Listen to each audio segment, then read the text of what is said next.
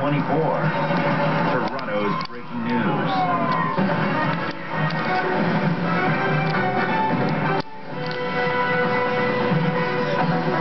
From 299 Queen Street West, this is Toronto's breaking news, CP24. CP24 breaking news. Breaking news from Haiti. Good evening. I'm Lindsay DeLuce. A powerful earthquake rocks the impoverished country of Haiti. More and more pictures are beginning to emerge from the earthquake scene in Haiti. The scenes coming out of the quake zone are painting a picture of the devastation in the wake of the magnitude 7.3 quake. Houses have been crushed, and some people have a look of fear etched on their faces. The force of the quake was so powerful it reportedly caused a hospital to collapse, and people are said to be screaming for help. The U.S. Geological Survey says the quake had a preliminary magnitude of 7.3. It was centered about 22 kilometers west of the Caribbean nation's capital, Port-au-Prince. Reports from the scene are beginning to paint a picture of the effect of the quake. All the communications is down, but I did recently speak to the Consul General, who spoke to the First Lady, who said that part of the National Palace, which is the equivalent of our White House, has collapsed, and the President is safe, but they are trying to get to a safe place.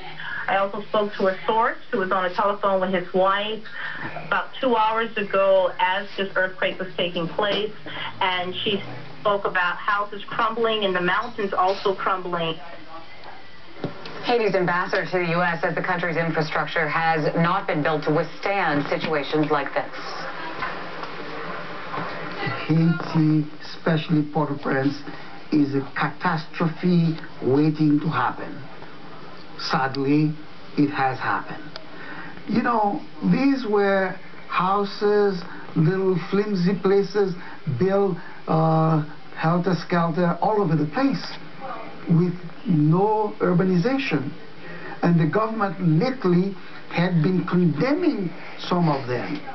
When a school collapsed in Haiti just about a year ago, about 100 people were killed.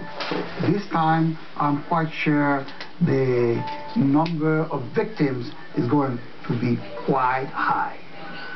And live to CP24's George Lagagenis at the Haitian consulate on Bathurst Street. Yeah, we've been speaking about the number of victims, the possibility that it is quite high, but at this point, communication is quite slim. Well, that's the problem. Lindsay, we're hearing that there's no phone line connections at all, no landlines, no cellular connections. When you hear statistics like that this might be the strongest earthquake to hit the region in 200 years, we're talking about something that's frankly catastrophic. And I'm joined by BC Holmes. First of all, BC, tell me about your affiliation as a human rights delegate. Sure. So I have a couple of hats that I wear in that space. So one, I work with a group here in Toronto called Toronto Haiti Action Committee that's interested in general social justice issues for Haiti. Two, I also take part in a number of human rights delegations.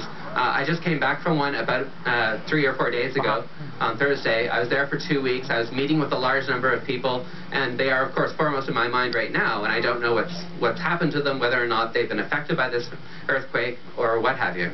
We're talking about a city, Port-au-Prince, only about 10 miles away from the epicenter in Carrefour, that is millions and millions of people.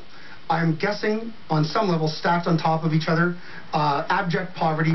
Help me to visualize what it's like there for the people living in Port-au-Prince. Certainly. So everything that you say is true. Over the last number of years, there's been a large influx of people who used to do subsistence farming into Port-au-Prince because they believed that they could get jobs there. Unfortunately, there really aren't that many jobs in Haiti. So as a result, Port-au-Prince has grown hugely over the last couple of decades, far beyond its resources, far beyond its ability to provide services. So as you described, there are people literally stacked on top of one another, people in very, very small spaces, small houses that don't have any electricity, don't have any water, etc.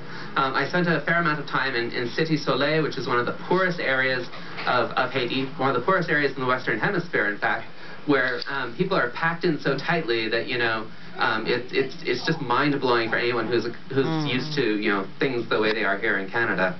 Now, we know that the world is mobilizing to help these people. Is there the political will within the country? And in terms of media access to get pictures and to get help out, what do you foresee? So So there's a good news and bad news story. So one, I think that there is political will in the country to actually do something. What is lacking is actual resources. They don't have rescue vehicles. They don't have trucks. They don't have, ambulances. They don't have so many things that you might want to have to mount some kind of massive rescue effort. I think that there's political will, but it's going to take a lot of negotiation, not negotiation, but a lot of work to try to figure out how to get the international community's aid delivered to the groups and people who can actually make things happen. That's going to be a tremendously problematic area. I think in this particular case, because the events are happening in Port-au-Prince, it's going to be easier for the media to get there and be able to see things on the ground, see what things look like. A year and a bit ago when there were the hurricanes that were happening in places like Gonaïves, that was a very inaccessible place. It was hard for people to get to. It was hard to get, images, etc. Port-au-Prince is, fortunately, right on the airport, etc. BC Homes Human Rights Delegate, thanks very much. Thank you. And you'll be able to see more of BC's characterization of what's happening there. Having just returned from Haiti recently, she's going to be a guest on the Drew Live tonight.